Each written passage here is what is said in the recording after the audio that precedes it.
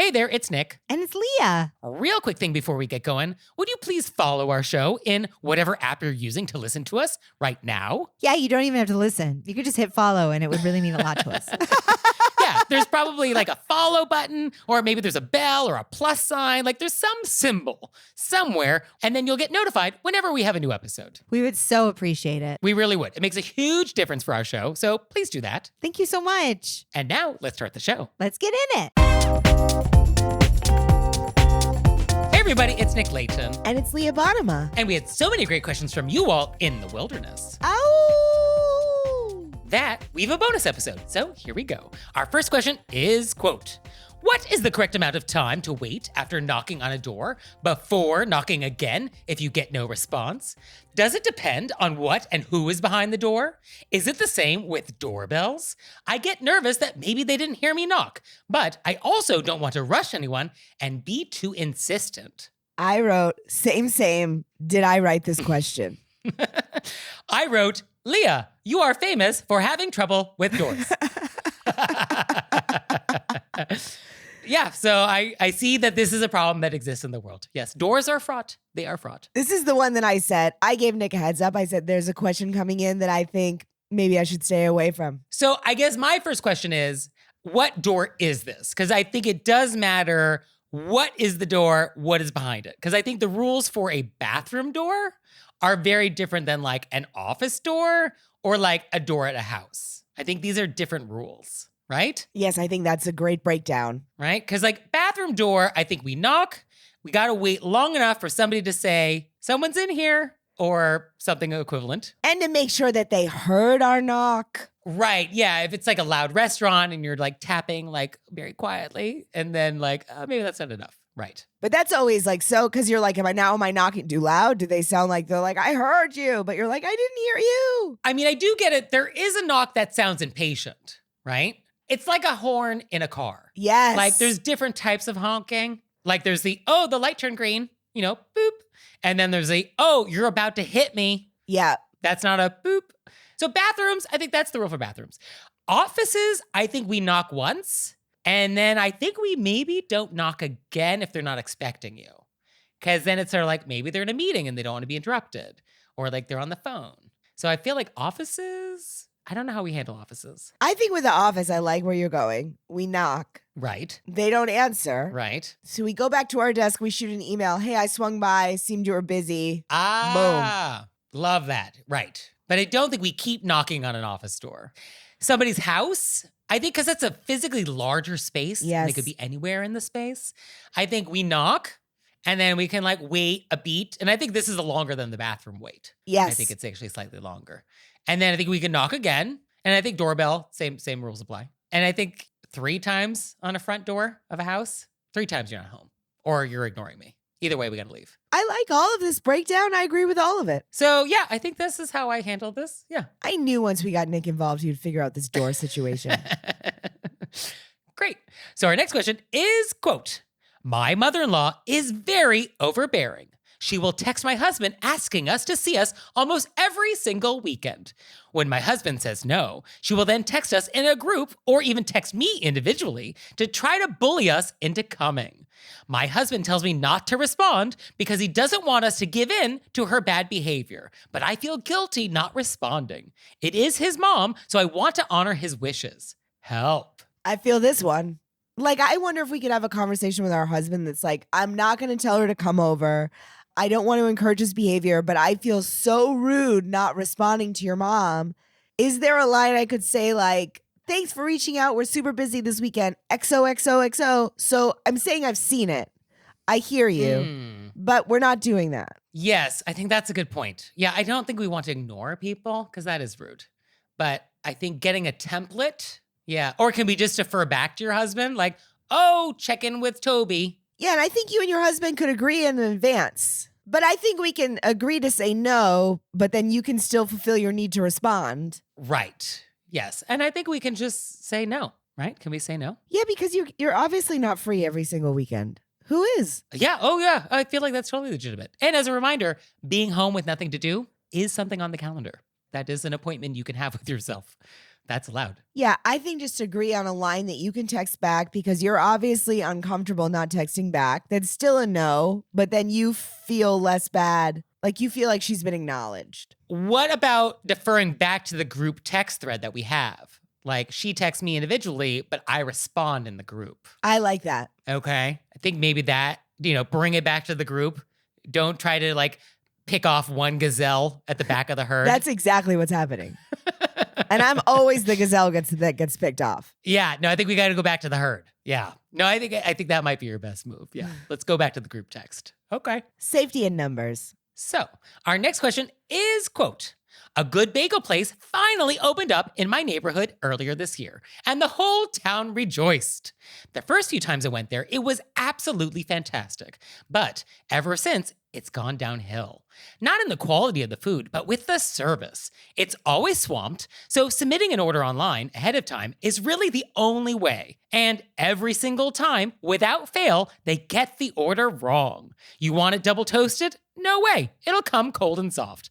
Never seeing the inside of a toaster. You want it cut in half? Absolutely not. Whole only. You said cucumbers? Not a chance, but you will get about 3 inches of red onion.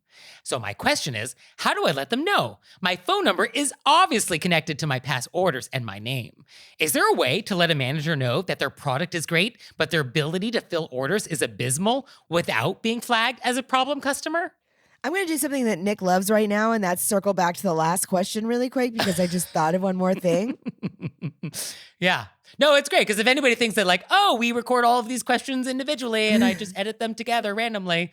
No, this is one taping. Yep. All right, what are you talking about? I think our letter writer just feels bad leaving somebody not responded to. So if we can agree with our husband, what's an okay sentence to say? Just reiterating, yes, I'm not busy. And then for sure the mother-in-law is going to continue to follow up. You don't have to follow up again. You've said you were busy. You said thank you for reaching out. You just want to throw out one and then you can bounce. Yes, until the next week. Right, but then you throw out one more and then you bounce. Right, yes. You don't need to text all weekend. That is fair, yes. Once you've set the boundary, oh, thank you so much. Unfortunately, this is not a convenient time, but perhaps in the future. I mean, perhaps in the future sounds very vague with the mother-in-law, but you get what I mean. Yeah, I think once you've set the boundary, like, oh, you're not coming this weekend. That's not a negotiation. It's just not happening. Then, yeah, you don't have to reiterate that. And I think maybe that will make your husband feel better about not giving into her behavior. You're just going to do it once and then you're letting it go. You just want to acknowledge somebody because it makes you feel better. Yes, and it is also nice to not ignore family members when possible. Yes. So I just wanted to add that. Okay, thank you. Now we can go back to bagels. Back to bagels. So, to recap, we have a great bagel place. Great bagels. Service is bad. You're just not getting what you actually ordered. And my name is on this order, and I don't want to be flagged as a problem customer. So how do I complain in a nice way? This is the question. I think this was the other one. I was like, oh, Nick's going to have to answer too. Well, I know how you would handle this. You're just going to eat the bagel that you're given, and you're going to say thank you. I'm going to take it home. I'm going to retoast it myself. I'm going to do the whole thing myself. Right. Yeah, you don't live in a world in which you're going to complain. No.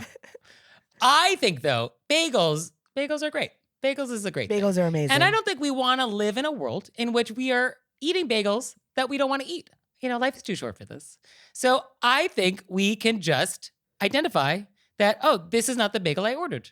And so if you're picking it up, let's just check the order when you get it. Oh, actually, I think I got somebody else's order. I wanted cucumbers and this had red onions. Oopsies, I think I got somebody else's bagel. I wasn't getting the idea that our letter writer wanted to say something in the moment. I think they wanted to say that to the managers that this always happens. I feel like they're saying in the moment, this isn't what I ordered.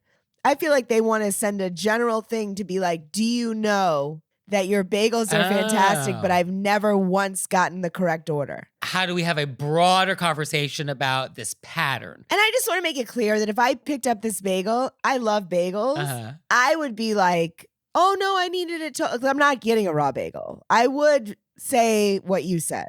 There was a lot of situations where I would just take it home and deal with it. But, you know, if you order a toasted bagel, you order a toasted bagel. I'm not messing around. I want an everything bagel, and I want scallion cream cheese, and I want it toasted. Is that your go-to bagel? That is my go-to bagel. What's yours? Interesting. I like a plain bagel with plain cream cheese. I feel like this is the purest essence of bagel and cream cheese. Please tell me it's toasted.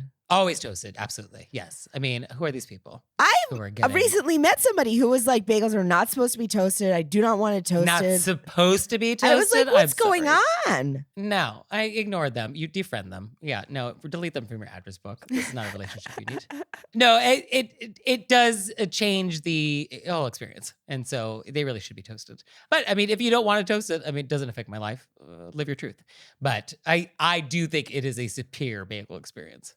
But it's similar like gelato flavors. I like fior di latte because that is sort of like the purest essence of a gelateria. So I feel like when you get somebody's plain bagel with their plain cream cheese, it really tells you a lot about the bageleria, you know? I hear what you're saying, and I can appreciate it very much.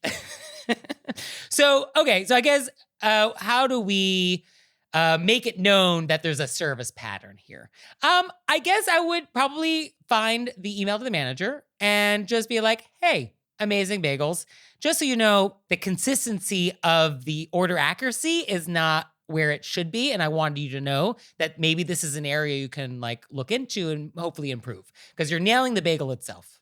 And I think you just want to like be nice about it. I think it's a very fair way to handle it. Yeah. So I think I would try that. And I think if you do try that, I would be curious what the response is. And does it actually make a difference? I bet it will. Because also, you cannot be the only person, right? You can't be the only person that's having this problem. It would be funny if they wrote you back and said, oh, we do that on purpose. We're giving you the order we think you should have. Oh. It's a whole other kind of bagel thing. I would have a lot of respect for that business. Where they're like, no, we know better. I don't know why I find that sort of funny. No, I think more businesses should just decide to like, oh no, we know you ordered this entree. We think you'd prefer this. We're changing it. Oh, we know you ordered these jeans in this size, but actually, this is a better look for you. This is a much better leg for you. Although, to be honest, I wouldn't mind that at all. If somebody was messing with my bagel, I would be like, absolutely not. But if someone was like, you know what would look great on you? We have some ideas. I'd be like, thank you so much. Yeah. I mean, I guess there's no such thing as a bagel stylist, right? Or maybe there should be. I mean, maybe on TV they make up bagels look good, but they don't know what these buds are about. Right? I love the way on a hot, crispy bagel that cream cheese just sort of melts around the side. Oh. And actually, I never had bagels in New York City because all the good places, quote unquote, are popular and then the line's forever. And so like, I'm not going to wait in line for a bagel. And so oddly, the only time I ever have a bagel is like at an airport. Like that's like the only time I'm having a bagel. Just like me is and like, sushi.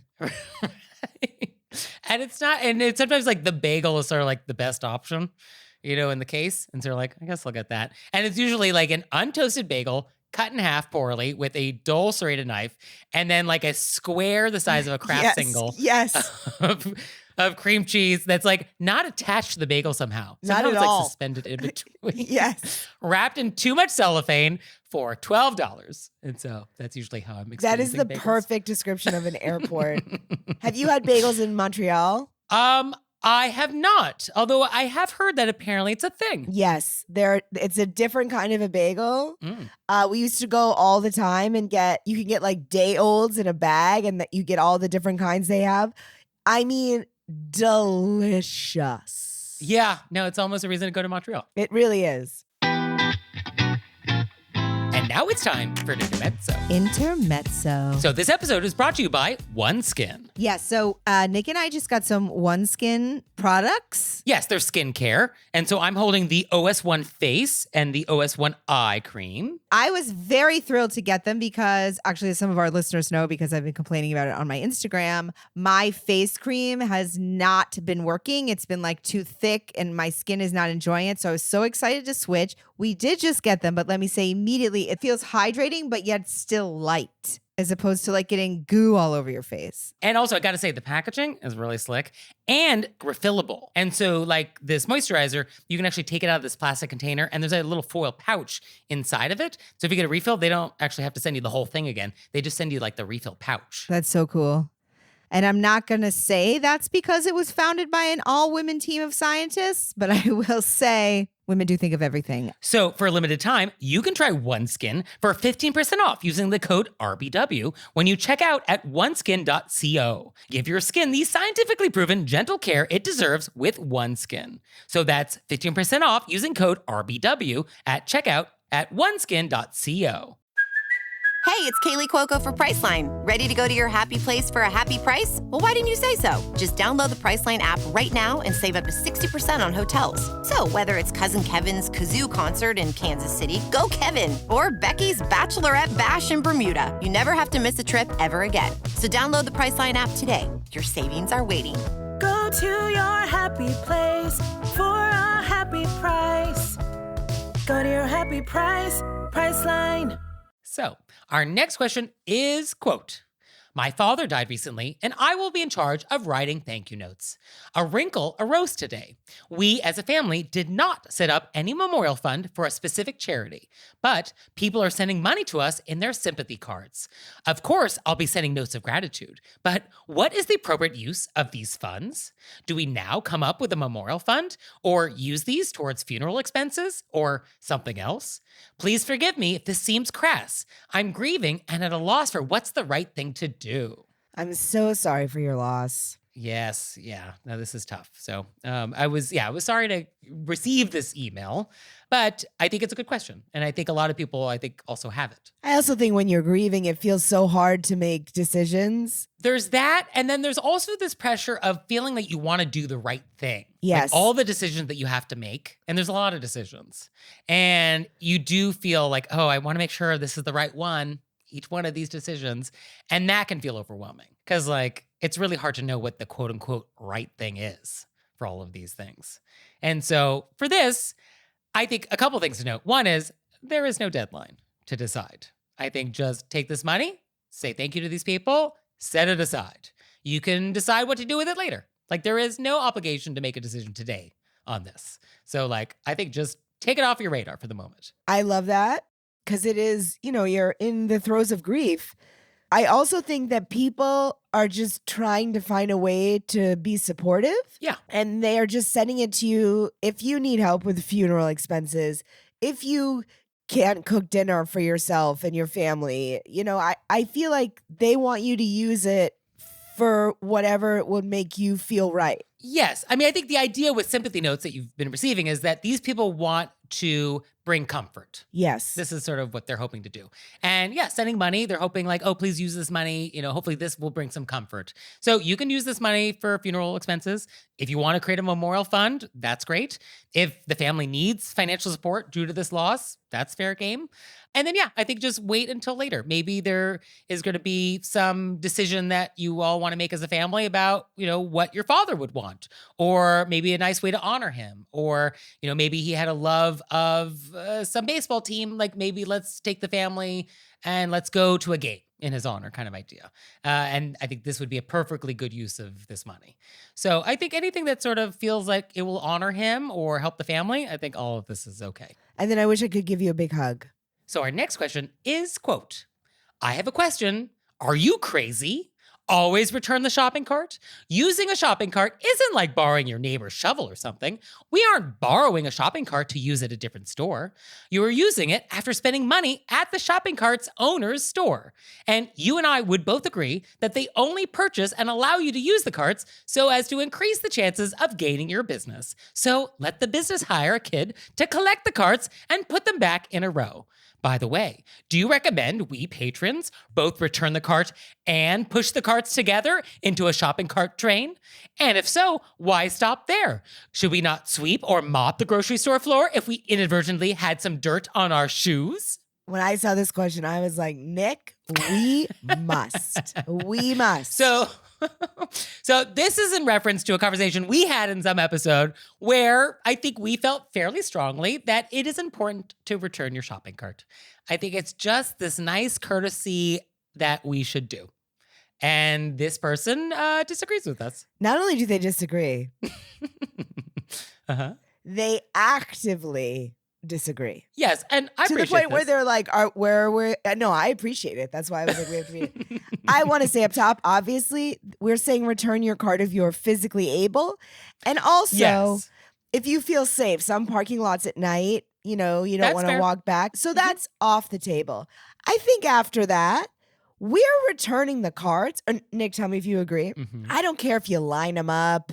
We're pushing them to where the other carts are for the other people around us. Yes, we are returning our carts because to not do so is corrosive on society. So I think that's important.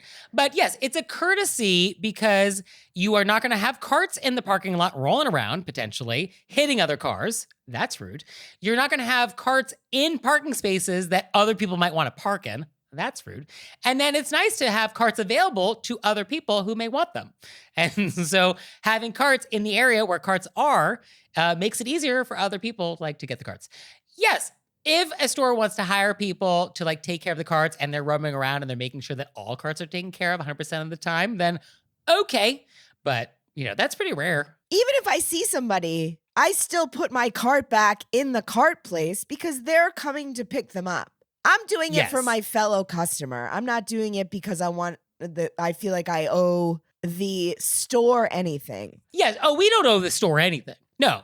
This is not about the store. This is about my fellow customers. Yes, absolutely. And their cars and their time. Yes. Because I think about if nobody did it, if nobody returned the carts, all the carts were a mile away from the store at the back of the parking lot. How annoying would that be? And they're all just rolling around, hitting people's cars. Right. I mean, this person is benefiting from other people returning their carts. Oh, for sure. And it is important that we all participate in this because etiquette really does work when we all are on board.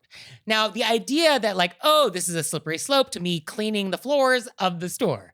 This is not a slippery slope because me having some dirt on my shoes is not inconveniencing other people in the store. Yeah, it's not really related. Now, if I have really muddy boots, I think I might want to stomp them out a little bit before I enter the store. Let's not track mud down to the dairy section, but it's not the same. I think it's why do we do so many things? We do it. Well, so as a group, it helps everybody. Yes. I mean, that's welcome to etiquette. I mean, the whole point of etiquette is it is a way for all of us to get along because all of us want to be selfish. All of us want to just do what we want to do 100% of the time.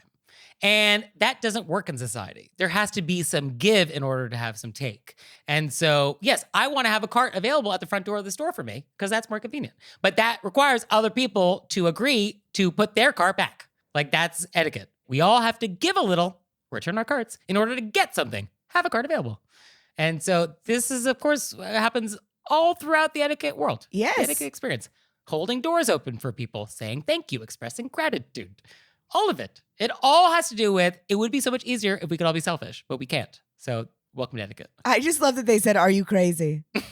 I'm glad that you wrote this in, though, because it really gave Nick and I a chance to be very definitive. Yeah. No, I feel strongly that if you can, you should. I also love that Nick said that you're corroding society. It is corrosive. I mean, so many of these etiquette things are what difference does it make? What difference does it make if you don't return your cart? What difference does it make if you don't send a thank you note to your wedding gift? Well, it's corrosive.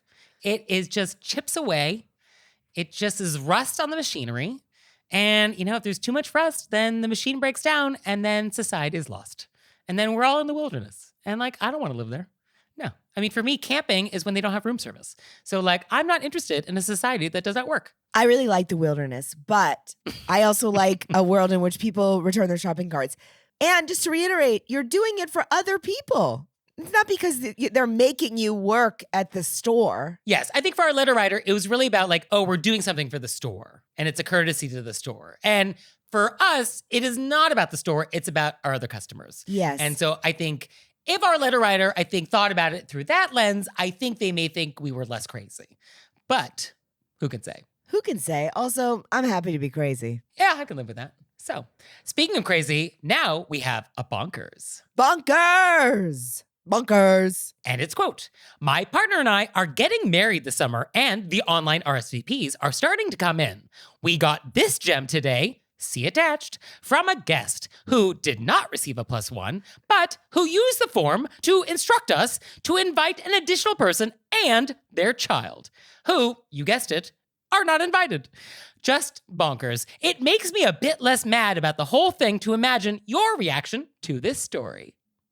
And so here is what they wrote in on the RSVP. They sent us a screenshot.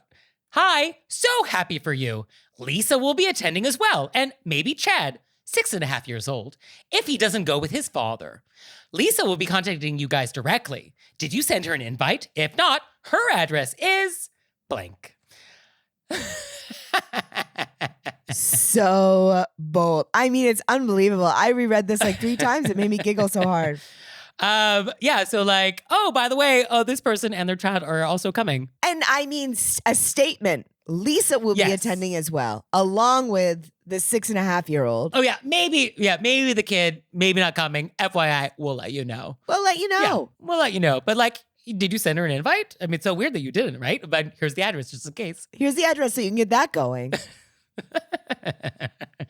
What? Yeah, no, this is bonkers. And to be clear, just so we're all on the same page, the names on the invitation, and this is a printed invitation, electronic invitation, any invitation, the names on the invitation are the names of the people who are invited.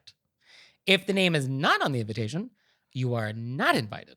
It is as simple as that. Yes, Nick, but what if I want you to just send out another invite to this person who's not on the invitation? Hey, did you send her one? Here's the address. Also send her one. Yeah.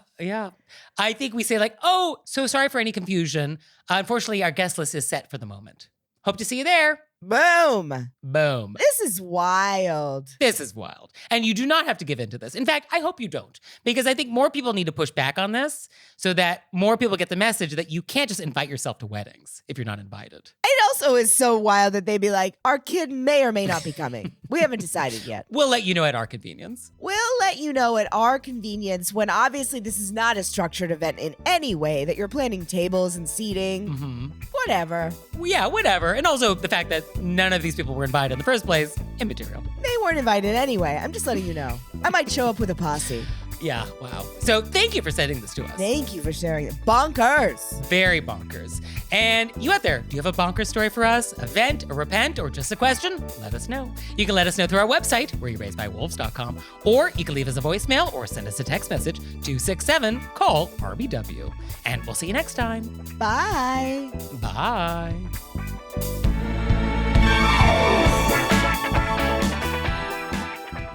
Oh, Leah, one more thing. What? Have you signed up for Patreon yet? I have. Me too. You out there, have you signed up for Patreon yet? No? Well, go to our website, wereyourbywolves.com, click on monthly membership, check it out, because we would really appreciate it if you'd support our show. We love your support. We would. So please do that, and we'll see you next time. Bye. Bye.